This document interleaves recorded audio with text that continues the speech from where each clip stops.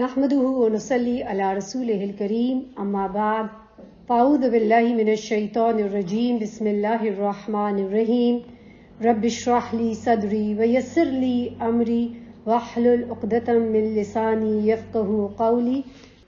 پچھلا والا لیسن اگر آپ کو یاد ہو تو ہم نے آپ صلی اللہ علیہ وسلم کے کچھ خصائص کیے تھے، ٹھیک ہے، ان کی خصوصیات کی تھیں، ان کی اہمیت کی تھی کہ کیوں رسول صلی اللہ علیہ وسلم کا درجہ جو ہے تمام مخلوقات میں یا جو بھی اللہ تعالیٰ نے جتنے بھی انبیاء بھیجے ہیں ان میں سب سے بلند ہے۔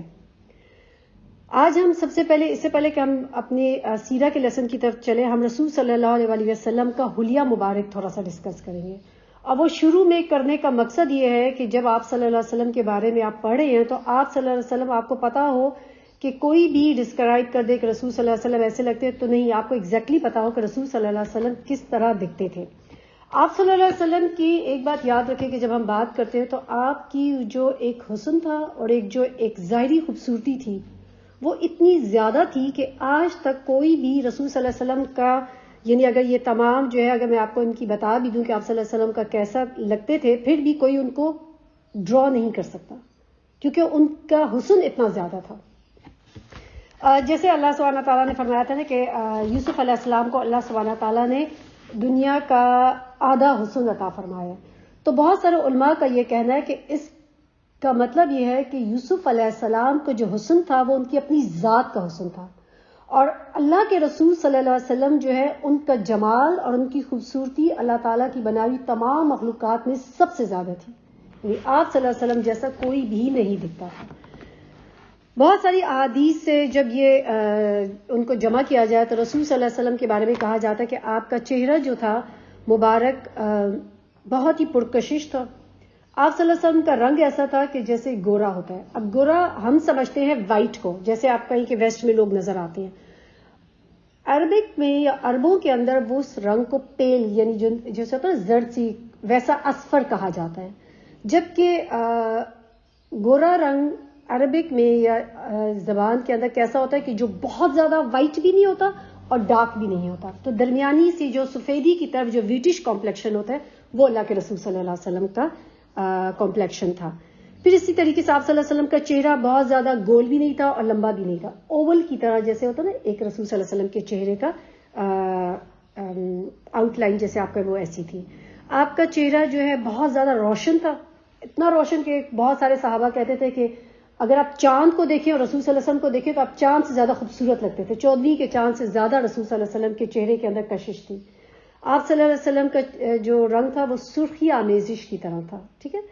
اور پھر رسول صلی اللہ علیہ وسلم جو ہے جب خوش ہوتے تھے تو جب وہ مسکراتے تھے تو ان کا چہرہ اس طرح دمک اٹھتا تھا، اس طرح چمکتا تھا کہ جیسے چاند کا ایک ٹکڑا چمک رہا ہوتا ہے۔ پھر رسول صلی اللہ علیہ وسلم کے بارے میں کہا جاتا ہے کہ جب آپ صلی اللہ علیہ وسلم کو پسینہ آتا تھا، کیونکہ عربوں میں تو ایک گرمی ہوتی تھی، تو آپ کے چہرے کے اوپر جو پسینہ، جو آپ کی پیشانی پہ ایسا لگتا تھا کہ جیسے موتیوں کو کسی نے آپ کی پیشانی پہ بکھیر دیا ہو، اس طریقے سے آپ کے پسینہ نظر آتا تھا۔ اور رسول صلی اللہ علیہ وسلم کی جو پسینہ ہوتا تھا اتنا اس کے اندر خوشبو ہوتی تھی کہ ام سلیم کے بارے میں کہا جاتا تھا کہ وہ جو ہے کیا کرتی تھی کہ اس کو ایک شیشی کے اندر رکھتی تھی اور اس کو ایز اے پرفیوم یوز کرتی تھی ام سلیم، اور دوا کے طور پہ استعمال کرتی تھی رسول صلی اللہ علیہ وسلم کا پسینہ، اور اتنی زیادہ خوشبو ہوتی تھی کہ تمام خوشبوؤں سے زیادہ رسول صلی اللہ علیہ وسلم کی خوشبو ہوتی تھی۔ کہتے تھے کہ اگر وہ کسی راستے سے گزر جاتے تھے تو صحابہ جب بعد میں بھی آتے تو ان کو پتا ہوتا تھا کہ رسول صلی اللہ علیہ وسلم یہاں سے گزرے، کیونکہ ان کی خوشبو پیچھے رہ جاتی تھی، اتنی آپ کی پسینے کی بھی خوشبو تھی۔ رسول صلی اللہ علیہ وسلم کی آنکھوں کے بارے میں کہا جاتا ہے کہ آپ کی آنکھیں بڑی تھیں اور سفیدی کے ساتھ سرخی آمیزش، آپ کی یہ جو سفید پارٹ ہوتا ہے نا ہماری آنکھ کا، ویسا سرخی کی طرح سفیدی کی طرف تھا، اور جو پتلی تھی وہ بالکل سیاہ رنگ کی تھی۔ اور آپ کی پلکوں کے بارے میں کہا جاتا ہے کہ اس کے بال اتنے لمبے اور گھنے تھے کہ لوگ دیکھنے والے سمجھتے تھے کہ رسول صلی اللہ علیہ وسلم نے سرما لگایا ہوا ہے، جبکہ وہ سرما نہیں لگایا ہوتا تھا۔ رسول صلی اللہ علیہ وسلم کے بارے میں کہا جاتا ہے کہ آپ کا ناک جو ہے وہ بالکل بانسے کی طرح اسٹریٹ تھا اور ہلکا سا اس کے اندر خم تھا، اور اس طرح بلند ہوتا تھا کہ جیسے کوئی دیکھتا تھا تو ان کو لگتا تھا کہ ایک نور سا ان کے ناک کے اوپر چمک رہا ہے، اس طریقے سے ان کے چہرے کے اوپر وہ ناک لگتا تھا۔ کہا جاتا ہے کہ آپ کے چہرہ جو ہے خوبصورت اور بڑا تھا، یعنی بالکل ایک روشن کی طرح، جیسے آپ 14 کے چاند کو اگر آپ کریں تو وہ کیسا لگتا ہے، اور دانتوں کے سامنے کے 2 دانتوں کے درمیان ہلکا سا فاصلہ تھا، اور باقی دانت بھی آپ صلی اللہ علیہ وسلم کے الگ الگ تھے۔ جب رسول صلی اللہ علیہ وسلم ہنستے تھے یا مسکراتے تھے، ہنستے نہیں تھے رسول صلی اللہ علیہ وسلم، مسکراتے تھے تو آپ کے دانت جو ہے چمکنے شروع ہو جاتے تھے، جیسے آپ کہیں کہ گولے جیسے ہوتے ہیں نا برف کے، اس کی طرح آپ کے دانت چمکتے تھے۔ رسول صلی اللہ علیہ وسلم جب بات کرتے اور آپ کے دانت نظر آتے تھے تو ایسا لگتا تھا کہ جیسے آپ کے منہ سے بھی ایک نور جو ہے وہ دکھائی دے رہا ہوتا تھا، اس طریقے سے آپ کے دانت نظر آتے تھے، یعنی اتنے خوبصورت رسول صلی اللہ علیہ وسلم کے دانت تھے۔ رسول صلی اللہ علیہ وسلم کی داڑھی تھی، داڑھی رسول صلی اللہ علیہ وسلم کی ایسی تھی کہ بہت گھنی، خوبصورت، اور کنپٹی سے لے کے کنپٹی تک تھی، اور سینے کو جیسے بھر دیتی تھی، اور کالے رنگ کی تھی۔ رسول صلی اللہ علیہ وسلم کے سفید بال نہیں تھے، یعنی آپ کے داڑھی کے اور سر کے بال کو اگر گنا جائے تو 20 سے زیادہ سفید بال آپ کے نہیں تھے، آپ کے بال کالے تھے۔ جیسے لوگ کہتے ہیں رسول صلی اللہ علیہ وسلم کے سفید کسی چیز کو امیجن کرتے نہیں، رسول صلی اللہ علیہ وسلم کے بال داڑھی کوئی بھی سفید نہیں تھی، وہ کالی تھی، اور صرف ٹوٹل یعنی 20 بال ہوں گے جن کو آپ گن سکتے ہیں، اتنے بال آپ کے ٹوٹل ملا کے تھے۔ چند یعنی پیشانی کے بال جو سفید تھے، اور داڑھی میں یعنی بہت ہی تھوڑے سے۔ آپ کے بال کیسے تھے کہ نہ بالکل اسٹریٹ تھے نہ گھنگریالے تھے، جیسے آپ کہیں نا کہ ہلکا سا ان کے اندر خم تھا بالوں کے اندر، اور آپ صلی اللہ علیہ وسلم جب کنگھی فرماتے تھے تو بیچ میں سے اپنی مانگ جو ہے سر کے درمیان میں سے نکالتے تھے۔ رسول صلی اللہ علیہ وسلم کے بارے میں فرمایا جاتا ہے کہ آپ کے کندھے جو ہے وہ چوڑے، ٹھیک ہے، اور بالکل جیسے آپ کے ہاتھ اور آپ کے بازو جو تھے وہ بھرے ہوئے تھے، اور کہا جاتا ہے کہ ہتھیلیاں اور قدم جو ہے آپ کے کشادہ تھے، اور رسول صلی اللہ علیہ وسلم کے ہاتھ اتنے نرم ہوتے تھے، اتنے سافٹ ہوتے تھے کہ آپ کہیں کہ ریشم سے زیادہ آپ صلی اللہ علیہ وسلم سے کے ہاتھ جو ہے وہ سافٹ ہوتے تھے، اگر کوئی آپ صلی اللہ علیہ وسلم سے ہاتھ ملاتا تھا تو۔ پنڈلیاں آپ کی اور ایڑیاں ہلکی تھیں، اور کندھوں کے درمیان جو ہے یعنی کلیئر ایک چوڑے کندھے تھے آپ صلی اللہ علیہ وسلم کے، دونوں کندھوں کے درمیان ایک مہرے تھی نبوت کی، اور مہر نبوت کیا ہے کہ وہ ایک حقیقی رسول صلی اللہ علیہ وسلم کی ایک نبوت کی مہر تھی، ایسا نہیں تھی کہ کوئی آپ ویژولائز کریں یہ کوئی ایک آرٹیفیشل سی، نہیں، ایک بالوں کے ساتھ ایک اوول سے ایک کبوتر کے انڈا جیسا ہوتا ہے اس طرح کی ایک مہر تھی، اور یہ رسول صلی اللہ علیہ وسلم کی نبوت کی نشانی تھی۔ جو آپ سے پہلے مذاہب تھے، خاص طور پہ جیسے عیسائی وغیرہ، تو وہ جانتے تھے کہ رسول صلی اللہ علیہ وسلم کی کیا نشانی ہے، اور اسی لیے اگر آپ نے کبھی سلمان فارسی جو ہے جو ایران سے ٹریول کرتے کرتے آئے تھے مدینہ تک، تو وہ رسول صلی اللہ علیہ وسلم کی اس کی نشانی کے بارے میں جانتے تھے، کیونکہ آخری جو پادری فوت جب مرا تھا تو اس نے ان کو یہی نشانی بتائی تھی کہ جو آخری نبی ہوگا اس کی نشانی ہوگی کہ اس کے پیچھے اس کی کمر پہ دونوں کندھوں کے درمیان ایک مہر ہوگی۔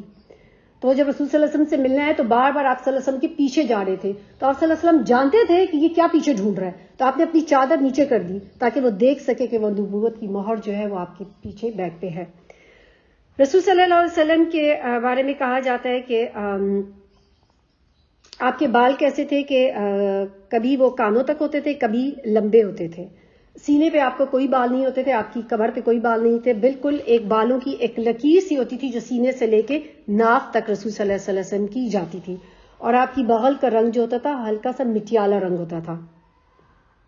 آپ صلی اللہ علیہ وسلم کا قد نہ بہت زیادہ لمبا ہوتا تھا نہ بہت زیادہ چھوٹا تھا، لیکن جب آپ کسی لمبے انسان کے ساتھ کھڑے ہوتے تھے تو طول کی طرف یعنی لمبائی کی طرف آپ کا قد جو ہے وہ نظر آتا تھا۔ آپ کا بدن جو ہے گھٹا ہوا تھا، یعنی آپ کی جیسے ہوتا ہے نا، کچھ آپ نے دیکھا گھٹی ہوئی ان کی باڈی ہوتی ہے، جس اسٹرانگلی جو ان کا گھٹا ہوا جسم ہوتا ہے۔ نہ آپ صلی اللہ علیہ وسلم بہت زیادہ موٹے تھے، نہ آپ صلی اللہ علیہ وسلم بہت زیادہ دبلے تھے، اور آپ صلی اللہ علیہ وسلم جو ہے کا قد نہایت خوبصورت تھا۔ جب لوگوں میں کھڑے ہوتے تو ایک نظر آتے تھے آپ صلی اللہ علیہ وسلم، یعنی ان کی ایسی ایک پرسنالٹی کی اپنی ایک شان تھی کہ اللہ کے رسول صلی اللہ علیہ وسلم نظر آتے تھے سب لوگوں میں منفرد۔ آپ صلی اللہ علیہ وسلم کے بارے میں کہا جاتا ہے کہ حضرت انس رضی اللہ عنہ کا ارشاد ہے کہ میں نے کبھی بھی کوئی عنبر یا مشک یا کوئی ایسی خوشبو نہیں سونگھی جو رسول صلی اللہ علیہ وسلم کی خوشبو سے بہتر ہو۔ اور یہ حضرت جابر کی رضی اللہ عنہ کی حدیث ہے کہ آپ صلی اللہ علیہ وسلم نے کہا تھا کہ اگر آپ کسی راستے سے گزر جاتے تھے، وہ فرماتے ہیں کہ آپ صلی اللہ علیہ وسلم اگر کسی راستے سے گزر جاتے تو اس کی خوشبو جو ہے وہ وہاں پہ رہ جاتی تھی، اگر آپ کسی سے ہاتھ ملا کے جاتے تھے تو ان کی خوشبو جو ہے اس شخص کے ہاتھ میں رہ جاتی تھی، کیونکہ آپ صلی اللہ علیہ وسلم کے ہاتھوں میں ایسی خوشبو تھی۔ آپ صلی اللہ علیہ وسلم جب چلتے تھے تو ہمیشہ جو ہے اس طرح چلتے تھے جیسے ایک شخص ڈھلوان سے نیچے کی طرف، جیسے اونچائی سے نیچے کی طرف اتر رہا ہوتا ہے، اس طریقے سے رسول صلی اللہ علیہ وسلم چلتے تھے. اور حضرت ابو ہریرہ رضی اللہ عنہ ان کے بارے میں فرماتے ہیں کہ آپ صلی اللہ علیہ وسلم جب چلتے تو اتنی تیز رفتاری سے چلتے تھے کہ اگر کوئی ان کا ہاتھ پکڑ لیتا تو ان کے ساتھ نہیں چل پاتا تھا، کیونکہ اور جیسے جیسے آپ چلتے جاتے تھے زمین لگتا تھا آپ کے لیے لپیٹی جا رہی ہے. اس طریقے سے آپ صلی اللہ علیہ وسلم کے لیے چلنا آسان کر دیا جاتا، اور جو ساتھ چل رہا ہوتا وہ تھک جاتا تھا، اور رسول صلی اللہ علیہ وسلم جو ہے وہ نہیں تھکتے تھے. آپ صلی اللہ علیہ وسلم جب قدم رکھتے تو پورا قدم رکھتے تھے، جما کے قدم رکھتے تھے. ایسا نہیں کہ جیسے ہوتا ہے کچھ لوگ اسکپ کر کے چلتے ہیں، نہیں، پورا جما کے قدم رکھتے تھے. اور آپ صلی اللہ علیہ وسلم جب مڑتے، یعنی فار ایگزامپل کسی سے بات کر رہے تھے تو پوری طرح اپنی باڈی اس کی طرف منہ کر کے بات کرتے تھے. جب کسی طرف چلتے تو آپ صلی اللہ علیہ وسلم جھٹکے سے اٹھتے اور پھر بالکل نرمی کے ساتھ چلتے رہتے تھے. آپ صلی اللہ علیہ وسلم کے بارے میں کہ آپ صلی اللہ علیہ وسلم کیسے دکھتے تھے، کچھ صحابہ نے ایک احادیث بھی ہمیں ملتی ہیں کہ جس میں کعب بن مالک فرماتے ہیں کہ وہ رسول صلی اللہ علیہ وسلم کو چاند سے تشبیہ دیتے تھے. کہتے تھے جب آپ صلی اللہ علیہ وسلم مسکراتے تو چاند کی طرح آپ کا چہرہ روشن ہو جاتا تھا. اور باقی صحابہ کہتے ہیں آپ صلی اللہ علیہ وسلم کو تشبیہ دیتے ہیں کہ جیسے سورج طلوع ہوتا ہے چمکتا ہوا، اس طریقے سے رسول صلی اللہ علیہ وسلم نظر آتے تھے. عمرو بن عاص جو ہیں ایک ایسے صحابی ہیں کہ جو رسول صلی اللہ علیہ وسلم کے وصال سے 2 سال پہلے ہی وہ اسلام قبول کیا تھا. عمرو بن عاص کا نام یاد رکھنا، پھر آگے جب ہم کریں گے نا حبشہ کے بارے میں کہ جب ہجرت کی تھی تو اس میں ان کا نام آئے گا. تو عمرو بن عاص جو ہے وہ فرماتے ہیں کہ رسول صلی اللہ علیہ وسلم جب وہ اسلام لے کر آئے تو کہتے جب میں آپ صلی اللہ علیہ وسلم کی محفل میں بیٹھتا تھا تو میں آپ صلی اللہ علیہ وسلم کو بس دیکھتا رہتا تھا، اور مجھے کوئی چیز اس سے زیادہ محبوب نہیں تھی کہ میں رسول صلی اللہ علیہ وسلم کے چہرے کی طرف دیکھتا رہوں. اور جتنا میں رسول صلی اللہ علیہ وسلم کو دیکھتا تھا میرا دل کبھی نہیں بھرتا تھا، میں تھکتا ہی نہیں تھا ان کو دیکھ دیکھ کے. اور اگر تم مجھ سے پوچھو کہ رسول صلی اللہ علیہ وسلم کیسے نظر آتے ہیں تو میں اس کو ایکسپلین نہیں کر سکتا، میں ڈسکرائب نہیں کر سکتا وہ کیسے نظر آتے. یعنی ان کا حسن جو تھا رسول صلی اللہ علیہ وسلم کا اتنا، جیسے آپ کہنا اوور پاورنگ تھا، اتنا زیادہ تھا کہ کوئی ایکسپلین ہی نہیں کر سکتا تھا کہ رسول صلی اللہ علیہ وسلم کیسے دکھتے ہیں.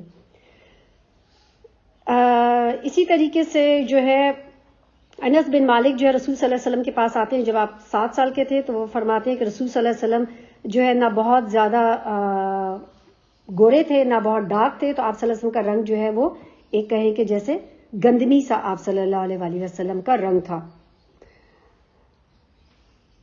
اور اسی طریقے سے بہت سارے صحابہ، علی بن طالب رضی اللہ عنہ، برا بن عازب، اور برا بن عازب رسول صلی اللہ علیہ وسلم کے بارے میں فرماتے ہیں کہ ایک دفعہ میں نے رسول صلی اللہ علیہ وسلم کو ایک خلا پہنے دیکھا. خلا کیا ہوتا ہے؟ جیسی لمبی جیکٹ جو ہوتی ہے جو عربز پہنتے ہیں. تو کہتے ہیں میں نے پہلے دیکھا وہ سرخ رنگ کا خلا تھا. میں نے کبھی بھی کوئی چیز اس سے زیادہ خوبصورت نہیں دیکھی جتنی رسول صلی اللہ علیہ وسلم پہ وہ لال رنگ کا خلا سرخ رنگ کا لگ رہا تھا. وہ اتنے خوبصورت لگ رہے تھے اس خلا کے اندر.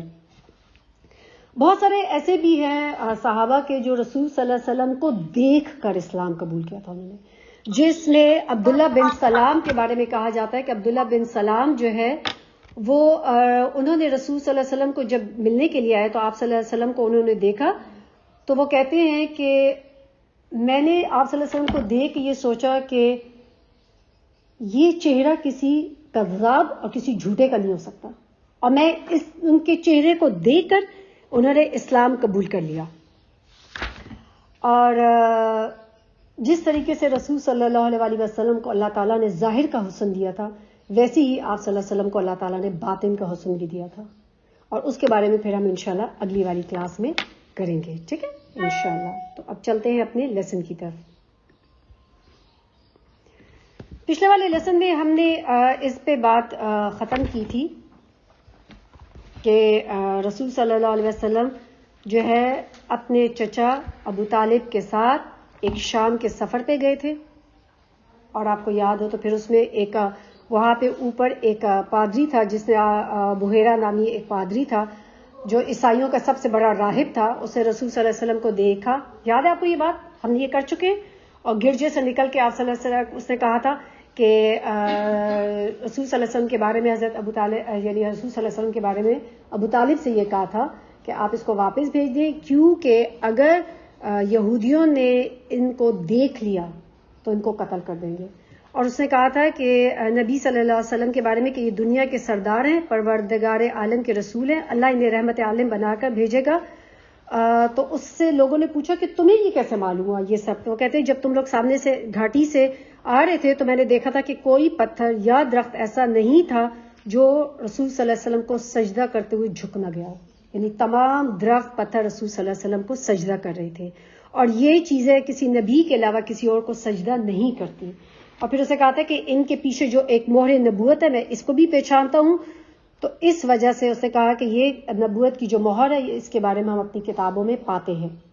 تو آپ صلی اللہ علیہ وسلم کے چچا نے کیا کیا کہ آپ صلی اللہ علیہ وسلم کو ساتھ لے کے پھر آگے شام نہیں گئے تھے، آپ کو واپس بھیج دیا تھا اس ڈر سے کہ کہیں رومی یا یہود جو ہیں وہ آپ کو قتل نہ کر دیں. پھر اس کے بعد جو ہے رسول صلی اللہ علیہ وسلم کے بارے میں کچھ ہے. اچھا، رسول صلی اللہ علیہ وسلم کی جو نبوت سے پہلے کی زندگی ہے نا، اس کے بارے میں بہت ساری چیزیں معلوم نہیں ہیں. قدر اللہ کہ رسول صلی اللہ علیہ وسلم کی زندگی کے کچھ ہی ایسے واقعات ہیں کہ جو ہمیں پتہ لگتے ہیں، اور ایون جو آپ کی مکی زندگی کے جو دور کی کچھ چیزیں کچھ ہمیں پتہ ہے، لیکن بہت زیادہ ڈیٹیلز خاص طور پہ مکی زندگی کی تو پھر بھی پتہ ہے، لیکن نبوت سے پہلے جو ہے اس کی زندگی کے بارے میں ہم بہت زیادہ نہیں جانتے. کچھ جنگیں، جیسے ایک جنگ فجار ہوئی تھی جو قریش اور کنانہ کے قبائل کے درمیان ہوئی تھی، تو اس میں بھی رسول صلی اللہ علیہ وسلم نے اس جنگ میں شریک ہوئے تھے. اور رسول صلی اللہ علیہ وسلم کیا کرتے تھے جبکہ وہ 15 سال کے تھے تو اپنے چچا کو، جو سارے چچا جنہوں نے اس جنگ میں حصہ لیا تھا، ان کو تیر جو ہے تھماتے رہتے تھے.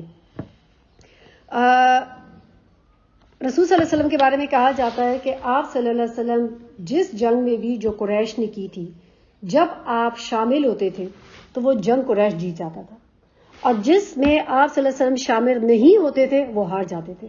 تو وہ اس چیز کو پریفر کرتے تھے کہ رسول صلی اللہ علیہ وسلم اس میں شامل ہوں. پھر رسول صلی اللہ علیہ وسلم کے ایک اور بھی جو ہے کہ ایک آپ کے وقت میں ہوا تھا حلف الفضول. حلف الفضول کا مطلب ہے کہ ایسا حلف کہ جو پاکیزہ لوگوں کے درمیان ہوا تھا. فضول سے مراد اردو والا فضول نہیں ہے، ٹھیک ہے، یہ فضل سے ہے جو فضیلت دی گئی. یعنی ان لوگوں کے درمیان یہ حلف کا مطلب اردو میں پتہ ہے ہمیں کیا ہوتا ہے، یعنی ایک معاہدہ ہوا تھا، اور اس کے بارے میں حلف المطیبین جس کو کہا جاتا ہے. اور اس میں کیا ہوا تھا کہ اس جنگ میں ایک شخص تھا یمن کا، تو وہ تجارت کا سامان لے کر مکہ آیا، اور اس سے ایک مکہ کا ایک شخص تھا آس بن وائل. آس بن وائل نے اسے سامان خریدا، لیکن جب وہ قیمت لینے کے لیے آیا تو کہا کل آنا پرسوں آنا، اس طریقے سے اس نے قیمت ادا نہیں کی. اس نے بہت سارے ڈفرینٹ جو ہے بنو عبد ان سے کہا جو قبیلے تھے قبائل، لیکن کسی نے اس کی فریاد نہیں سنی، کسی نے توجہ نہیں دی.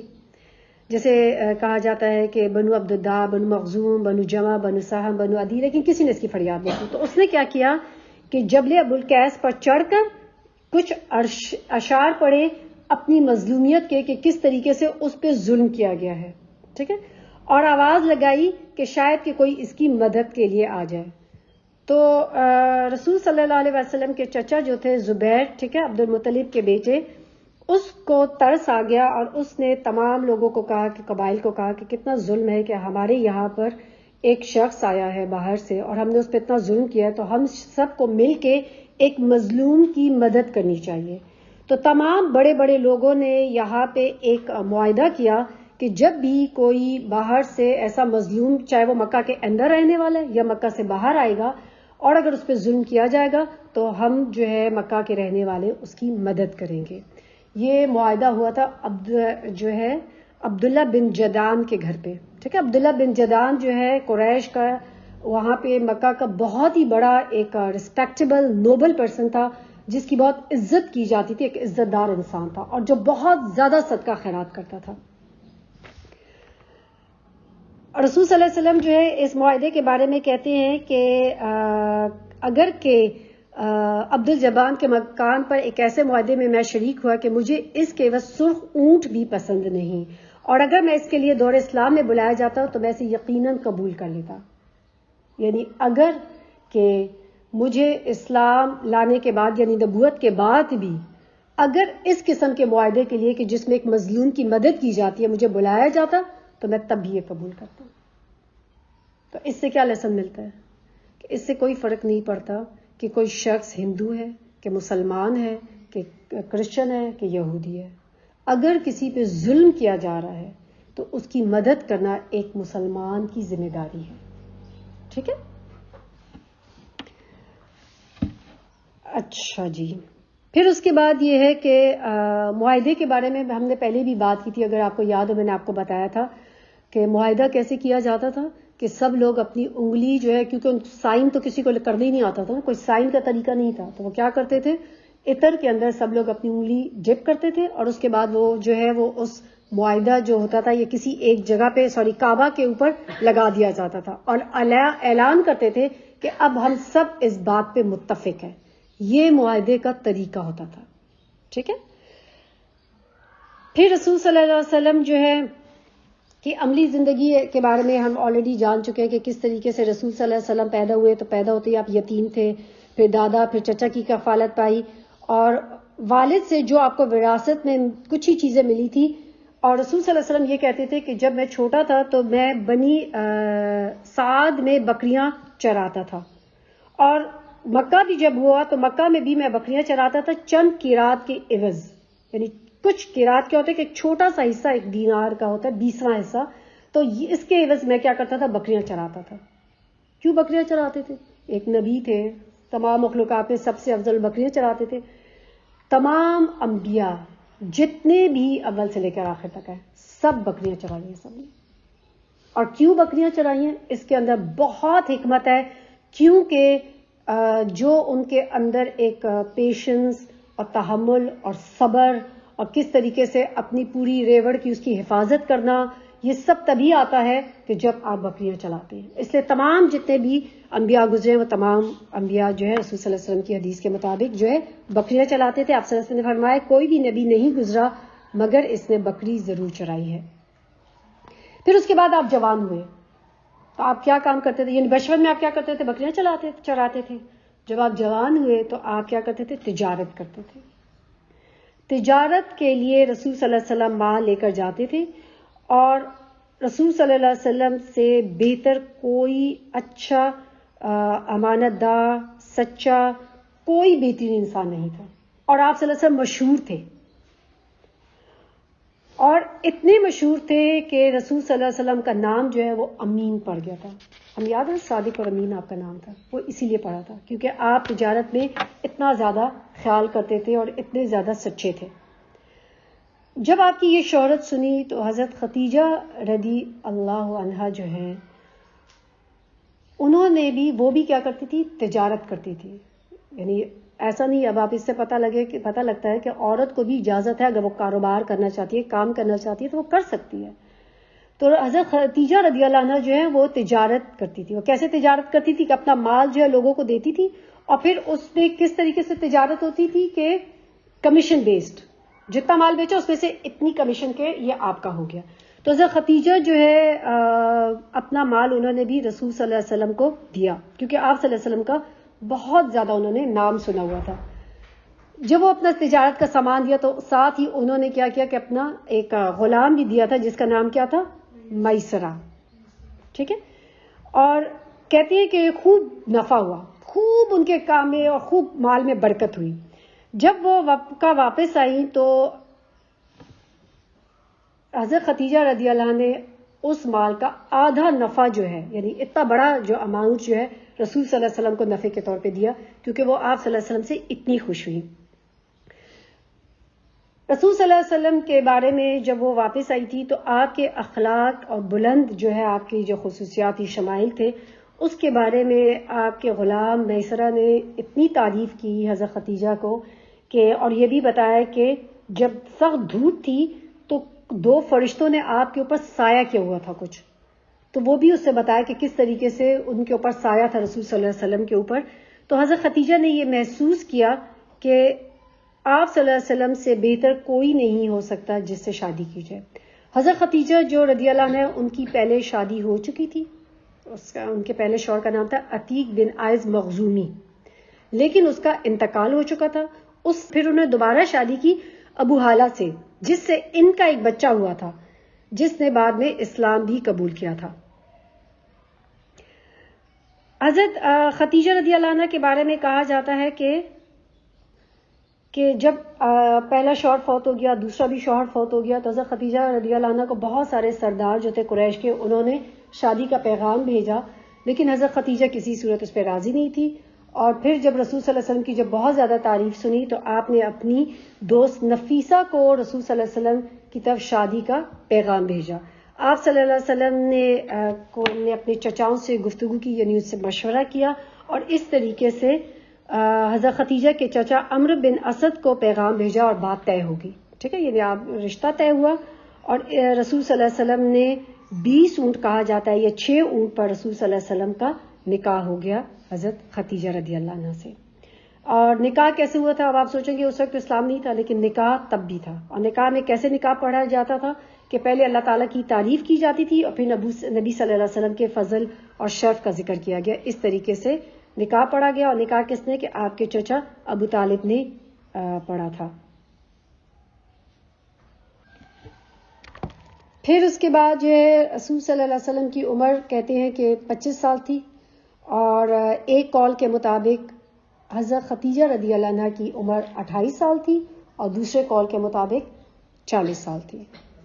اب رسول صلی اللہ علیہ وسلم سے جب حضرت خدیجہ کی شادی ہوتی ہے تو تمام جتنے بھی آپ صلی اللہ علیہ وسلم کے بچے تھے وہ حضرت خدیجہ سے ہی ہوتے ہیں. آپ صلی اللہ علیہ وسلم کے پہلے جیسے حضرت خدیجہ سے شادی کے بعد ان کا قاسم، پھر زینب، پھر رقیہ، پھر ام کلثوم، پھر فاطمہ، پھر عبداللہ، یہ تمام بچے جو ہیں رسول صلی اللہ علیہ وسلم کے حضرت خدیجہ سے ہی ہوئے تھے.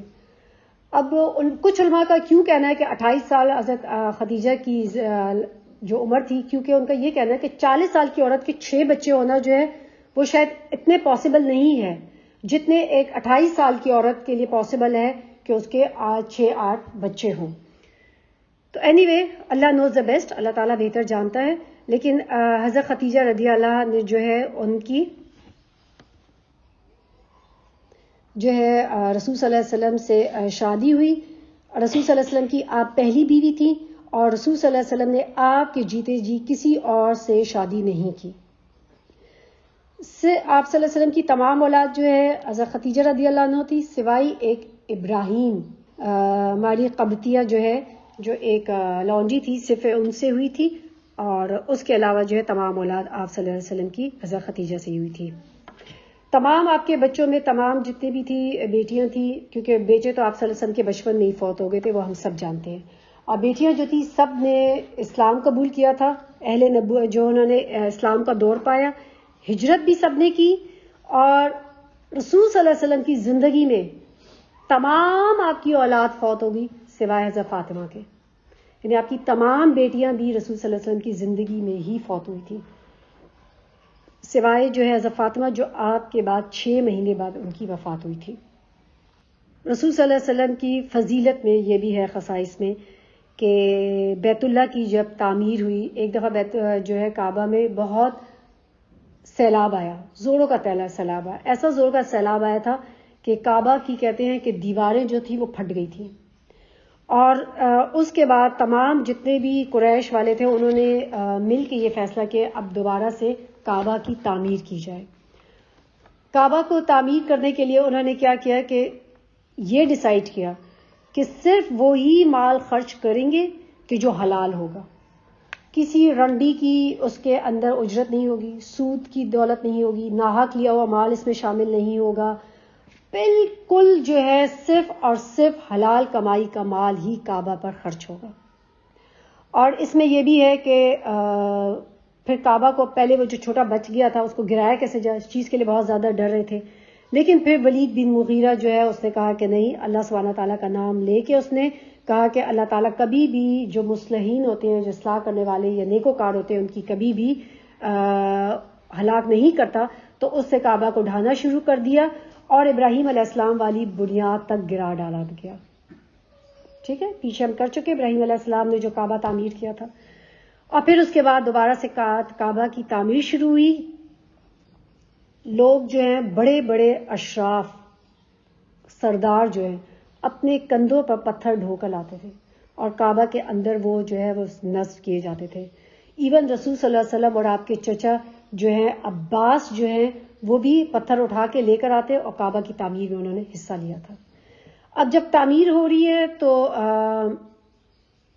تعمیر کا کام جو ہے باقوم نامی ایک رومی معمار نے کر رہا تھا. اتنا مال جمع نہیں ہو سکا کیونکہ ہم سب جانتے ہیں کہ مکہ والوں کے پاس اتنا تو مال تھا نہیں، غربت بہت زیادہ تھی. کہ بھئی کعبہ کو ایگزیکٹلی اس جو حضرت ابراہیم علیہ السلام نے بنایا تھا نا، تو ایک ریکٹینگولر، ٹھیک ہے، اس کا جو تھی کعبہ کا ریکٹینگولر شیپ میں بنا تھا. اب جب قریش والوں کے پاس مال کم ہو گیا تو انہوں نے کہا کہ پھر ہم اس طرح کرتے ہیں کہ جو حتیم کا جو جگہ ہے نا اس کو چھوڑ دیا گیا اور صرف باقی جگہ اسکوائر فارم میں کعبہ بنا دیا گیا. آج بھی ہم جا کے حتیم میں نفل پڑھتے ہیں اور اس میں نفل پڑھنا ایسا ہی ہے کہ جیسے کعبہ کے اندر نہ ہو. اور اگر شاید بن جاتا تو پھر ہمیں کبھی بھی زندگی میں موقع نہ ملتا کہ ہم جو ہے کعبہ کے اندر نماز ادا کریں. تو یہ بھی اللہ تعالیٰ کی بہت بڑی ایک ہمارے پر رحمت ہی تھی. اچھا جی، پھر اس کے بعد جب کعبہ کے کھڑا ہو گیا تو اب جو حجر اسود کو لگانے کا ٹائم آیا تو سب میں جھگڑا ہو گیا کہ کون سا سردار جو ہے وہ اس کو جو ہے اس کو لگایا جائے. تو اینڈ پہ یہ ہوا کہ ٹھیک ہے کہ جو بھی سرداروں نے کہا کہ اب جو کعبہ کے یعنی مکہ کے کعبہ کے اندر جو داخل ہوگا سب سے پہلے دروازے میں، اسی وہ جو ہے فیصلہ کرے گا کہ اس کا کون حجر اسود کو نصب کرے دیوار کے ساتھ. تو آپ صلی اللہ علیہ وسلم جیسے ہی داخل ہوئے تو سب قریش دیکھتے ہوئے کہہ دیا ھذا الامین ردیناہ ھذا محمد، کہ یہ امین ہے، ہم ان سے راضی ہیں، یہ محمد ہے. تو رسول صلی اللہ علیہ وسلم سے پوچھا گیا کہ اب آپ بتائیں کہ کیا کیا جائے، حل نکالیں. تو آپ صلی اللہ علیہ وسلم نے کیا حل نکالا تھا کہ ایک چادر کو چاروں کونوں سے تمام سردار پکڑ لے اور اس کو پتھر رکھا گیا، اس پتھر کو لایا گیا اور پھر اس کے بعد آپ صلی اللہ علیہ وسلم نے اٹھا کے اس پتھر کو نصب کیا اور سب لوگ اس چیز پہ راضی تھے اور خوش تھے. اب آپ دیکھیں کہ اس سے آپ کو یعنی اگر آپ اس کی گہرائی میں جا کے دیکھیں نا کہ رسول صلی اللہ علیہ وسلم کا کردار اور آپ صلی اللہ علیہ وسلم کی اہمیت اور فضیلت اس سے نظر آتی ہے کہ بسائڈ دیٹ کہ رسول صلی اللہ علیہ وسلم اب کتنے یعنی ان سب میں سرداروں میں تو ان کی وہ نہیں تھا مقام، لیکن رسول صلی اللہ علیہ وسلم کی عزت اور رسول صلی اللہ علیہ وسلم کا مقام اتنا بڑا تھا کہ لوگ ان کو امین کے نام سے جانتے تھے اور انہوں نے کسی نے اس چیز کے لیے کوئی اعتراض نہیں کیا. اجازت دے دی گئی کہ رسول صلی اللہ علیہ وسلم جو ہے وہ کعبہ کے ساتھ جو ہے حجر اسود کو نصب کر دیں. اب یہ سب کیوں ہو رہا ہے؟ سب اللہ سبحانہ تعالیٰ کی طرف سے تھا. اگر آپ کا یہ خیال ہے کہ لوگوں کے دل جو ہے اللہ کے ہاتھ میں ہوتے ہیں، اللہ سبحانہ تعالیٰ وانٹڈ کہ یہ سب کچھ ایسے ہی ہو، اسی لیے اسی طریقے سے یہ سب کچھ ہو رہا ہے. کعبہ کی تعمیر کے بارے میں کہا جاتا ہے کہ کعبہ کی تعمیر بہت دفعہ ہوئی. جیسے اب یہاں پہ ہم نے پڑھا ہے کہ جب قریش کے پاس پیسہ نہیں تھا تو انہوں نے کیا کیا، ایک اسکوائر فارم میں اس کو بنا دیا، یعنی چکور بنا دیا. پھر اس کے بعد جو ہے عبداللہ بن زبیر جو تھے، ٹھیک ہے، تو ان کے زمانے میں ایسا ہوا تھا کہ انہوں نے کہا کہ کیوں نہ واقعی رسول صلی اللہ علیہ وسلم کی چاہتے تھے کہ اس کو حضرت ابراہیم علیہ السلام کی جو بنیادیں تھی جیسے انہوں نے بنایا تھا اسی پہ بنایا جائے. تو انہوں نے کعبہ کو دوبارہ گرا کے اور دوبارہ سے ابراہیم علیہ السلام کی جو بنیاد تھی اس پہ بنایا گیا. پھر اس کے بعد آیا حجاج بن یوسف کا ٹائم. تو حجاج بن یوسف نے کیا کیا کہ نہیں، اس نے کیا کیا کہ کہا کہ نہیں، اس کو اسکوائر ہی بنایا جائے. اور اس میں کیونکہ رسول صلی اللہ علیہ وسلم کے زمانے تھا اس نے پھر دوبارہ سے کعبہ کو گرا دیا. اور حجاج بن یوسف کے بارے میں تو کہا جاتا ہے کہ اس نے عبداللہ بن زبیر جیسے صحابی کا قتل بھی کیا تھا اور بہت بری طرح. It's very sad. انشاءاللہ کبھی ہم صحابیوں کے بارے میں پڑھیں گے تو ہم اس کے بارے میں پڑھیں گے، عبداللہ بن زبیر کی زندگی کے بارے میں. اور تو اس نے کیا کیا تھا کہ دوبارہ سے اس کو چکور بنا دیا تھا.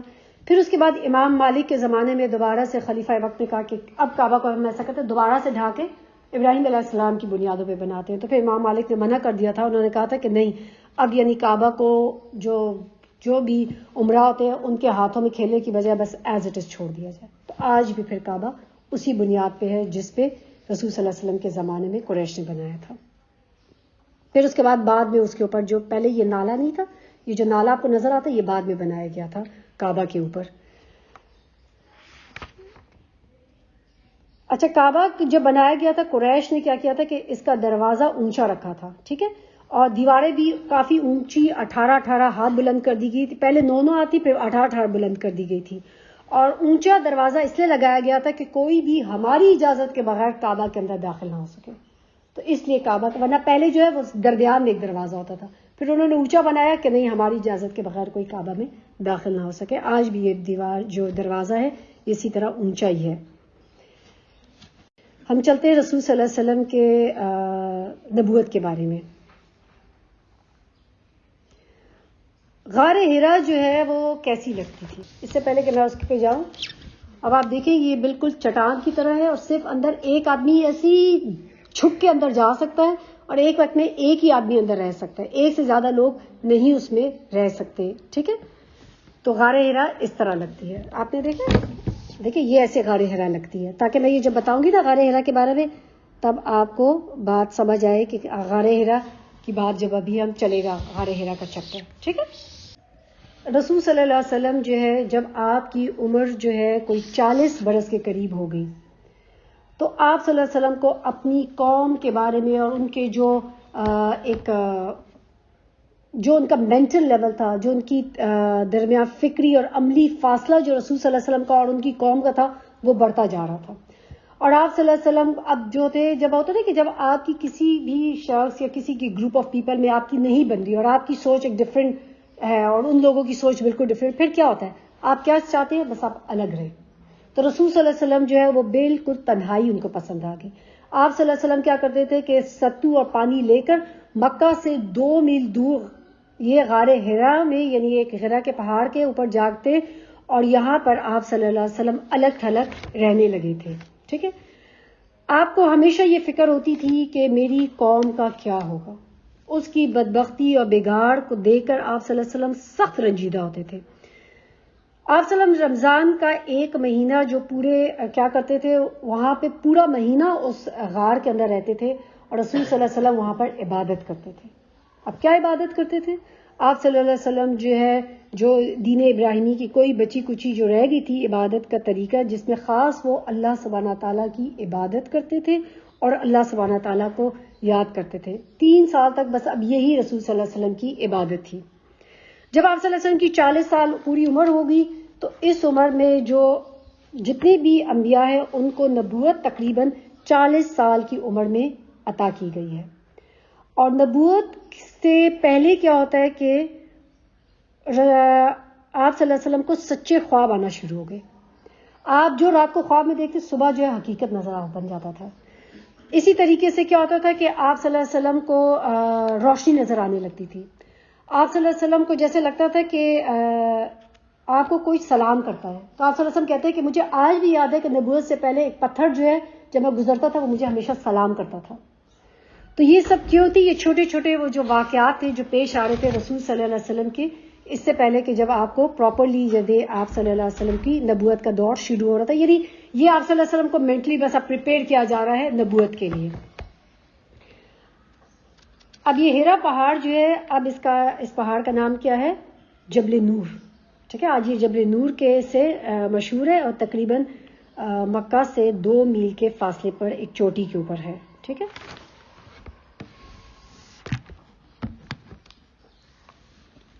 اس سے پہلے کہ ہم وحی کے بارے میں پڑھیں، وحی کتنی قسم کی ہوتی ہے؟ ٹھیک ہے، وحی جو ہے 7 طرح کی ہے. ٹھیک ہے، سب سے پہلی بات تو جسے ہم نے کہا تھا کہ سچے خواب آنے لگتے تھے. ٹھیک ہے، رسول صلی اللہ علیہ وسلم کو رات کو خواب دیکھ کے صبح وہ خواب جو ہے وہ سچا ہو جاتا تھا. تو یہ بھی ایک وحی کا آنے کا، یعنی ایک رسول اللہ تعالیٰ کی طرف سے ایک آگاہی ہوتی تھی. آج بھی لوگوں کو سچے خواب آتے ہیں، لیکن دیٹ ڈز ناٹ مین کہ وہ وحی ہے. ٹھیک ہے، اسی طریقے سے کیا ہوتا تھا؟ الہام. وحی کا ایک یہ طریقہ بھی تھا کہ الہام کر دیا جاتا تھا. جیسے کیا الہام سب کو ہوتا تھا؟ جی ہاں، انبیاء کے علاوہ بھی الہام کیا جاتا تھا. جیسے ہم نے قرآن میں ہی پڑھتے ہیں کہ موسیٰ علیہ السلام کی والدہ کو اللہ تعالیٰ نے الہام کیا کہ موسیٰ علیہ السلام کو پانی میں ڈال دو. ٹھیک ہے، تو یہ بھی اللہ تعالیٰ جو ہے وہ الہام کرتے تھے، یہ بھی ایک وحی کا طریقہ ہوتا تھا. لیکن وحی جتنے انبیاء آئے ہیں، تمام انبیاء مرد ہی آئے ہیں. ٹھیک ہے، یہ بات کلیئر ہونی چاہیے. پھر اللہ تعالیٰ جو ہے فرشتے کے ذریعے جو ہے وحی کرتا تھا. فرشتہ جو ہے کبھی تو اپنی اصل شکل میں آتے تھے جیسے جبرائیل علیہ السلام، اور کبھی کبھار جو وحی کے فرشتے وہ جبرائیل علیہ السلام ہی تھے، اور کبھی کبھار جو ہے وہ کیا ہوتے تھے؟ انسان کی شکل میں آتے تھے. صحابی تھے دہیہ قلبی، ان کی شکل میں جبرائیل علیہ السلام، بہت ہی ایک گڈ لکنگ اور بہت ہی خوبصورت شکل کے ایک صحابی تھے، تو ان کی شکل میں جبرائیل علیہ السلام آتے تھے. کبھی کبھار عام انسان کی شکل میں بھی آتے تھے. صحابہ کہتے تھے ہم نہیں چاہتے تھے کہ ایک بہت ہی خوبصورت ایک اچھا انسان، اس کے بال جمے ہوئے آیا رسول صلی اللہ علیہ وسلم کے پاس، تو وہ بعد میں آپ صلی اللہ علیہ وسلم نے بتایا کہ تم جانتے ہو یہ شخص کون تھا؟ یہ جبرائیل تھے. تو یہ بھی ایک وحی کا طریقہ تھا جس میں خود آتے تھے جبرائیل علیہ السلام اللہ تعالیٰ کا پیغام لے کے. پھر اس کے بعد ایک اور بھی طریقہ کیا تھا کہ جو خاص جبرائیل علیہ السلام ایگزیکٹ فرشتے کی شکل میں آتے تھے. فرشتے کی شکل میں آپ صلی اللہ علیہ وسلم نے جبرائیل علیہ السلام کو کتنی دفعہ دیکھے؟ 2 دفعہ. ایک دفعہ ابھی انشاءاللہ آج ہم پڑھیں گے جس میں رسول صلی اللہ علیہ وسلم نے آسمان پہ جب آپ دیکھا تھا تو وہ پورے آسمان پر چھائے ہوئے تھے، 600 پر تھے ان کے. اور ایک دفعہ انہوں نے معراج کے موقع پر، ٹھیک ہے، بالکل سدرۃ المنتہا کے پاس انہوں نے جبرائیل علیہ السلام کو ان کی اصلی شکل میں دیکھا تھا. اس کے علاوہ آپ صلی اللہ علیہ وسلم نے جبرائیل علیہ السلام اصلی شکل میں نہیں دیکھا تھا. ٹھیک ہے، کبھی وہ جو ہے انسان کی شکل میں آتے تھے، کسی صحابی کی شکل میں آتے تھے، اس طریقے سے آتے تھے. کبھی اللہ تعالیٰ وحی جو کرتا ہے تو رسول سے ڈائریکٹ وحی کرتا ہے، ڈائریکٹ کلام کیا جاتا ہے. کیا رسول صلی اللہ علیہ وسلم سے ڈائریکٹ اللہ تعالیٰ نے کلام کیا ہے؟ ٹھیک ہے، کیا ہے. جب آپ صلی اللہ علیہ وسلم معراج پر گئے تھے تو اللہ تعالیٰ نے رسول صلی اللہ علیہ وسلم سے ڈائریکٹ کلام کیا تھا. ٹھیک ہے، لیکن دیکھا نہیں تھا. یہ بات کلیئر ہونی چاہیے. کیوں نہیں دیکھا تھا؟ کیونکہ کوئی بھی اللہ سبحانہ تعالیٰ کو دیکھ نہیں سکتا. اس دنیا میں کوئی اللہ تعالیٰ کو دیکھ نہیں سکتا. اس دنیا میں اللہ تعالیٰ نے جو خلق بنائی ہے، انسان کی جو تخلیق کی ہے، اس کی ساخت کو پاسبل ہی نہیں ہے کہ وہ اللہ تعالیٰ کی وہ جو نور ہے اس کو ایبزارب کر سکے. اور اس کی دلیل کیا ہے کہ جب آپ صلی اللہ علیہ وسلم نے جب موسیٰ علیہ السلام نے کہا کہ یا اللہ میں آپ سے دیکھنا چاہتا ہوں، تو آپ نے کہا نہیں دیکھ سکے ہو. آپ نے صرف ایک تجلی پہاڑ پہ گرائی تو پورا پہاڑ راکھ ہو گیا. تو دیکھا نہیں تھا، لیکن کلام اللہ تعالیٰ جو ہے وہ نبی سے کرتا بھی ہے، رسول صلی اللہ علیہ وسلم سے بھی کیا گیا تھا. پھر اسی طریقے سے رسول اللہ تعالیٰ جو ہے کبھی کبھار ڈائریکٹ وحی کے ذریعے، یعنی ڈائریکٹ دل میں خیال ڈال دیتا ہے نبی کے. ٹھیک ہے، یعنی ڈائریکٹ فرشتے کے بغیر بھی اللہ تعالیٰ وحی کر دیتے ہیں. ٹھیک ہے، وہ بھی انشاءاللہ اس کے بارے میں ہم پڑھیں گے. تو یہاں پہ اب رسول صلی اللہ علیہ وسلم کے بارے میں جیسے بھی ہم نے پڑھا کہ آپ صلی اللہ علیہ وسلم جو ہے غار حرا میں اللہ تعالیٰ کی عبادت کرتے تھے. ٹھیک ہے، جب آپ کی عمر کا 41واں سال چل رہا تھا تو آپ غار حرا کے اندر اللہ تعالیٰ کا ذکر کر رہے تھے اور عبادت میں مشغول تھے کہ حضرت جبرائیل علیہ السلام نازل ہوئے اور آپ کو وحی سے نوازا گیا. رسول صلی اللہ علیہ وسلم کے اس قصے کے بارے میں حضرت عائشہ رضی اللہ عنہ فرماتی ہیں کہ رسول صلی اللہ علیہ وسلم پر وحی کی شروعات نیند میں اچھے خواب سے ہوئی. آپ جو خواب دیکھتے وہ صبح کی طرح نمودار ہوتا. پھر آپ کو تنہائی پسند آنے لگی، چنانچہ آپ غار حرا میں خلوت اختیار فرماتے اور کئی رات گھر آئے بغیر عبادت کرتے، اور اس کے لیے توشہ بھی لے جاتے. پھر حضرت ختیجہ کے پاس واپس آتے اور اس جیسی مدت کے لیے پھر توشہ لے جاتے، یہاں تک کہ آپ غار حرا میں ہی تھے کہ آپ کے پاس آ گیا، یعنی آپ کے پاس فرشتہ آیا اور کہا پڑھو. اور آپ نے کیا کہا؟ میں نہیں پڑھنا جانتا. ٹھیک ہے، تو یہ کیا پڑھنا کیسا تھا؟ کیا کتاب میں لکھا تھا؟ کیوں رسول صلی اللہ علیہ وسلم نے کہا میں تو پڑھنا نہیں جانتا؟ کیا کتاب میں لے کر آئے تھے؟ صحیفہ تھا، کتاب تھی؟ کیوں رسول صلی اللہ علیہ وسلم کہہ رہے ہیں؟ سوال ہی پیدا ہوتا ہے نا. بتائیں آپ لوگ. نہیں، وہ تو بتا رہے ہیں نا کہ میں پڑھ رہا ہوں تو میرے پیچھے پڑھو. تو کیوں رسول صلی اللہ علیہ وسلم کہتے ہیں کہ میں پڑھنا نہیں جانتا؟ اچھا، ایسا ہے کہ جب انہوں نے کہا نا اقرا، سب سے پہلی جو وحی نازل ہوئی نا تو وہ کیا تھی؟ اقرا بسم ربک الذی خلق خلق الانسان من علق اقرا وربک الاکرم الذی علم بالقلم علم الانسان ما لم یعلم. یہ سب سے پہلی وحی تھی.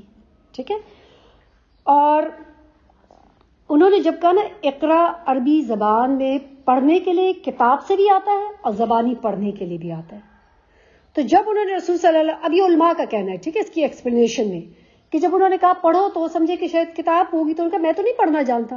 تو پھر انہوں نے کیا کیا کہ رسول صلی اللہ علیہ وسلم کو کہا کہ پڑھو. پھر انہوں نے کہا میں نہیں پڑھنا چاہتا، تو انہوں نے آپ صلی اللہ علیہ وسلم کو زور سے گلے لگ کے دبوچا ٹائٹلی، یعنی بہت ہی ٹائٹلی انہوں نے رسول صلی اللہ علیہ وسلم کو دبوچا. پھر کہا کہ پڑھ. پھر اس کے بعد 3 دفعہ اسی طریقے سے رسول صلی اللہ علیہ وسلم کو دبوچا گیا اور پھر آپ پہ یہ وحی نازل کی گئی اور یہ آیات جو ہے آپ صلی اللہ علیہ وسلم پر وحی کی گئی. ان آیات کو اب سوال ہی پیدا ہوتا ہے رسول صلی اللہ علیہ وسلم کو 3 دفعہ کیوں دبوچا گیا؟ Why 3 times؟ یعنی ایک جو اس کا تو ایک دفعہ کرنا بھی جو ہے انف ہے، 3 دفعہ کیوں دبوچا گیا؟ علماء کا یہ کہنا ہے کہ تاکہ رسول صلی اللہ علیہ وسلم کو یقین ہو جائے کہ جو ان کو دیا جا رہا ہے وہ حقیقت ہے، یہ کوئی خواب نہیں دیکھ رہے، ایک حقیقت ان کو دی جا رہی ہے. اور علماء کا جو تفاصیل لکھتے ہیں، یعنی علماء جو ہوتے ہیں نا ان کے اندر بڑی ایک خوبصورت بات ہوتی ہے، وہ ہماری طرح نہیں ہوتے بس سن سن سن کے سن ہو گئے ہوتے ہیں. وہ کیا کرتے ہیں؟ ایک ایک بات پہ غور کرتے ہیں. 3 دفعہ کیوں دبوچا؟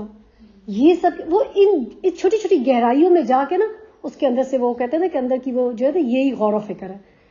تو وہ کہتے ہیں کہ پھر یا تو پھر کہتے ہیں کہ جبرائیل نے کیوں 3 دفعہ کیا؟ کیونکہ رسول صلی اللہ علیہ وسلم کو ایک بہت بھاری ذمہ داری دی جا رہی تھی، اور واقعی قرآن بہت بھاری ذمہ داری ہے.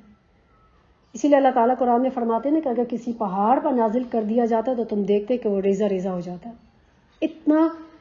اتنی قرآن جو ہے اس کی ذمہ داری اور اس کا بوجھ ہے کہ رسول صلی اللہ علیہ وسلم کو اس لیے بتایا جا رہا تھا کہ وحی کا آنا جو ہے وہ بھی ایک مشکل ہوتا تھا، تو اس کے لیے رسول صلی اللہ علیہ وسلم کو پریپیئر کیا جاتا تھا. اچھا جی، پھر اس کے بعد رسول صلی اللہ علیہ وسلم جو ہے جب ان کو وحی ہوگی تو آپ صلی اللہ علیہ وسلم گھبرا گئے. ڈیفینیٹلی آبویسلی مطلب ایک ایسی چیز ہو جائے نوئنگلی آپ نہیں جانتے، تو آپ صلی اللہ علیہ وسلم واپس آئے اور اپنی زوجہ محترمہ حضرت خدیجہ رضی اللہ عنہ سے کہا کہ زملونی زملونی زملونی، کہ مجھے اڑا دو مجھے اڑا دو. یعنی ہوتا ہے سب خوف میں جیسے انسان کو ٹھنڈ لگتی ہے اس طرح انہوں نے کہا کہ مجھے کچھ اڑا دو. یاد رکھیں کہ رسول صلی اللہ علیہ وسلم ایک بشر تھے، انسان تھے، تو یہ جو کیفیات ہیں یہ ایک انسان کے ہی ساتھ ہوتی ہے، اس لیے یہ قدرتی نیچرل تھنگ ہے. تو رسول صلی اللہ علیہ وسلم کو انہوں نے کہا کہ مجھے سخت اپنی جان کا ڈر لگتا ہے. یعنی اتنے ڈر گئے کہ ان کو لگا کہ شاید واقعی کہیں ان کی جان ہی نہ چلی جائے. تو حضرت خدیجہ رضی اللہ عنہا فرماتی ہے کہ اللہ کی قسم ایسا ہرگز نہیں ہو سکتا، اللہ آپ کو کبھی رسوا نہیں کرے گا. آپ صلہ رحمی کرتے ہیں، بے سہاروں کا بوجھ اٹھاتے ہیں، خالی ہاتھ والوں کا بندوبست کرتے ہیں، مہمان کی میزبانی کرتے ہیں اور حقدار کی مصیبت میں مدد فرماتے ہیں. یہ ہوتا ہے ایک اچھی بیوی کا کردار، کہ جب اس کا شخص ایسی بات کہہ رہا ہے جو امپاسبل ہے تو اس کو بھی یہ نہیں کہتی کہ تمہیں تو پتہ نہیں کیا چیزیں نظر آنے لگی ہیں. اور آج کی بیوی کو، اور آپ دیکھیں حضرت خدیجہ کو جب اتنا اللہ تعالیٰ مقام دیتے ہیں کہ سلام بھیجتے ہیں کہ جبرائیل علیہ السلام کو، کہ رسول صلی اللہ علیہ وسلم سے کہتے ہیں کہ ہم میرا سلام خدیجہ کو دینا، اللہ سبحانہ تعالیٰ. تو وہ کیا کردار تھا؟ وہ یہ کردار تھا کیونکہ رسول صلی اللہ علیہ وسلم کی سب سے بڑی سپورٹ حضرت خدیجہ رضی اللہ عنہا تھی، جنہوں نے مالی طور پہ بھی، فزیکلی بھی، ایموشنلی بھی رسول صلی اللہ علیہ وسلم کو سپورٹ کیا تھا. اور اسی لیے علماء کہتے ہیں کہ اگر کسی عورت میں واقعی دیکھنا ہے کہ ایک جو ہے مومنہ اور صالحہ کیسے ہونی چاہیے تو حضرت خدیجہ رضی اللہ عنہا کا کردار دیکھیں کہ کس طریقے سے رسول صلی اللہ علیہ وسلم کو انہوں نے سپورٹ کیا. حضرت خدیجہ کیا کرتی ہے کہ آپ کو اپنے کزن ورقہ بن نوفل کے پاس لے کے جاتی. ورقہ بن نوفل جو تھے زمانے یعنی اسلام سے پہلے کیا ہوا تھا، جاہلیت میں عیسائی ہو گئے تھے. ٹھیک ہے، کیونکہ اور تو کچھ، کیونکہ ایک بات یاد رکھیں، اسلام سے پہلا ریلیجن کون سا تھا؟ عیسائی. ٹھیک ہے، تو وہ عیسائی ہو گئے تھے اور عبرانی زبان بھی لکھنا جانتے تھے اور سمجھتے بھی تھے. تو اور اللہ تعالیٰ چنانچہ عبرانی میں توفیق الہی کے مطابق انجیل بھی لکھتے تھے. تو اس وقت جو کافی ایجڈ تھے، بہت بوڑھے ہو گئے تھے اور نابینا بھی ہو گئے تھے. تو حضرت خدیجہ نے کہا کہ بھائی جان اب آپ مجھے کی بات سنیں کہ یہ کیا کہہ رہے ہیں. تو آپ صلی اللہ علیہ وسلم نے ان کو پورا ماجرا سنایا. تو ورقہ نے کہا کہ یہ تو وہی ناموس ہے جو موسیٰ علیہ السلام پر نازل ہوا تھا. میں اس وقت ہٹا کٹا ہوتا، شاید میں اس وقت زندہ ہوتا جب آپ کی قوم آپ کو نکالے گی. رسول صلی اللہ علیہ وسلم نے فرمایا میری قوم مجھے نکال دے گی؟ تو کہا، ورقہ نے کہا ہاں، کوئی ایسا آدمی نہیں جو تمہارے جیسا پیغام لایا ہو مگر کہ اس کی قوم نے اس سے دشمنی نہ کی ہو، اور اگر میں نے تمہارا دن پا لیا تو میں تمہاری زبردست مدد کروں گا. اس کے بعد ورقہ چند ہی دن یعنی عرصے میں فوت ہو گئے اور وہی آنا بھی رک گئی. ورقہ بن نوفل جو ہے وہ ورقہ بن نوفل ہے نا، ہاں، رسول صلی اللہ علیہ وسلم کو موسیٰ علیہ السلام کا کہتے ہیں، جبکہ خود عیسائی ہیں اور عیسائیوں کے کون سے پیغمبر تھے؟ عیسیٰ علیہ السلام کا نہیں کہہ رہے، موسیٰ علیہ السلام کا ذکر کریں. کیوں؟ کیونکہ جو امت تھی، امت مسلمہ سے پہلے وہ بنی اسرائیل تھی. ٹھیک ہے، موسیٰ علیہ السلام جو تھے وہ عیسیٰ علیہ السلام جو وہ موسیٰ علیہ السلام کے ہی اس دین کو فالو کر رہے تھے. ٹھیک ہے, ایک نئی شے وہ نہیں لے کر آئے تھے, وہ یہود کے لیے ہی آئے تھے. ٹھیک ہے, ان کے ہی نبی تھے. اور موسیٰ علیہ السلام اور محمد صلی اللہ علیہ وسلم کی زندگی بہت ملتی جلتی ہے, بہت زیادہ مشابہت ہے ان کے اندر. تو اسی لیے موسیٰ علیہ السلام کو وہ ذکر کرتے ہیں. امت مسلمہ سے پہلے کون سی امت تھی؟ بنی اسرائیل تھی نا امت. تو وہ پھر موسیٰ علیہ السلام کا ذکر کرتے ہیں کہ موسیٰ کے پاس بھی یہ وہی ہے کہ جو آیا تھا. اور ورقہ بن نوفل تو نبوت سے پہلے ہی فوت ہو گئے, لیکن اللہ سبحانہ تعالیٰ کی محبت اور اللہ تعالیٰ کی قدر دیکھیں کہ اللہ تعالیٰ کیسے بندوں کی قدر کرتا ہے, کہ قدردان ہے اللہ تعالیٰ. کہ ورقہ بن نوفل کے بارے میں رسول صلی اللہ علیہ وسلم نے فرمایا تھا کہ میں نے ان کو جنت میں دیکھا ہے, وہ خوبصورت لباس پہنے ہوئے ہیں, جبکہ ابھی نبوت شروع نہیں ہوئی تھی, کیونکہ انہوں نے رسول صلی اللہ علیہ وسلم کی تصدیق کر دی تھی. کیونکہ اسلام میں دو چیزیں ہیں, اللہ پر ایمان, رسول پر ایمان. تو اللہ پر تو وہ ایمان رکھتے تھے, رسول صلی اللہ علیہ وسلم کی تصدیق کی انہوں نے. تو اگر پریکٹیکلی دیکھا جائے تو وہ پہلے سب سے پہلے صحابی تھے کہ جو مردوں میں ورقہ بن نوفل, جبکہ وہ نبوت سے پہلے ہی فوت ہو گئے تھے. اوکے, پھر اس کے بعد کتنے ایک مہینے تک وحی نہیں آئی, کچھ مہینے تک وحی نہیں آئی, وحی کا سلسلہ رک گیا. رسول صلی اللہ علیہ وسلم جو ہے وحی کے جب سلسلہ رک گیا تو بہت ہی آپ صلی اللہ علیہ وسلم جو ہے پریشان رہنے لگے کہ آپ صلی اللہ علیہ وسلم جب باہر جاتے تو ان کو اتنا رنج ہوتا تھا کہ کتنی دفعہ وہ کیا کرتے تھے, پہاڑ کے اوپر جاتے تھے اور سوچتے تھے کہ میں اپنے آپ کو اس سے نیچے گرا دوں. تو پھر جبرائیل علیہ السلام ان کو آ کے کہتے تھے کہ نہیں آپ اللہ کے رسول ہیں, اور پھر وہ رک جاتے تھے. یعنی ان کو اتنا غم تھا. اور اگر آپ سوچیں اس میں بھی کہ اٹ از ٹرو کہ اگر کسی یعنی رسول صلی اللہ علیہ وسلم کو جب بتا دیا گیا کہ آپ ایک پیغمبر ہیں اور آپ کا اتنا بڑا مقام ہوگا, اور پھر وہ اصل جو ہے وہ آنا رک جائے, تو وہ کتنا غم ہوتا ہے نا کہ اتنی بڑی مجھے پوسٹ ملی ہے تو وہ پھر وہی آنی رک کیوں گئی ہے, کیا مجھ سے کوئی غلطی ہو گئی ہے, واٹ ایور اٹ از, کہ کیوں نہیں وہی آ رہی. اب اسی میں ایک دن رسول صلی اللہ علیہ وسلم جو ہے وہ نکلتے ہیں اور پہاڑ سے اتر کر میدان میں پہنچے تو انہوں نے دیکھا کہ ان کو کسی نے پکارا ہے. تو وہ کہتے ہیں میں نے ادھر دیکھا کہ کون ہے کہ جس سے مجھے پکارا, تو مجھے کوئی نظر نہیں آیا. تو دیکھا تو ایک فرشتہ جو آسمان اور زمین کے درمیان کرسی پر بیٹھا ہے, تو اس کو میں نے دیکھا. رسول صلی اللہ علیہ وسلم نے اس کو جب دیکھا تو کہتے ہیں کہ میرے اوپر ایک رعب طاری ہو گیا کہ اتنا زیادہ, میں واپس حضرت خدیجہ کے پاس گیا اور میں نے کہا زملونی کہ مجھے اڑا دو, میں اتنا ڈر گیا. اور اس نے کون سی جو ہے پھر آیات اتاری, یا ایھا المدثر قم فانذر وربک فکبر وثیابک فطہر والرجز فاہجر. یہ کیا تھی؟ یہ سیکنڈ وحی ہے جو رسول صلی اللہ علیہ وسلم پر اتاری گئی. اس میں کہا گیا کہ اے کمبل پوش اٹھ اور لوگوں کو ان کی بدعملی کے نتیجے سے ڈرا, اور اپنے رب کی بڑائی بیان کر, اور اپنے کپڑے پاک رکھ اور گندگی سے الگ تھرک. اب اس کے بعد جو ہے وحی کا سلسلہ شروع ہو گیا, ون آفٹر ادر, تے و تے, فوراً وحی جو آنی شروع ہو گئی, اور رسول صلی اللہ علیہ وسلم کی رسالت کا ٹائم اب شروع ہو گیا.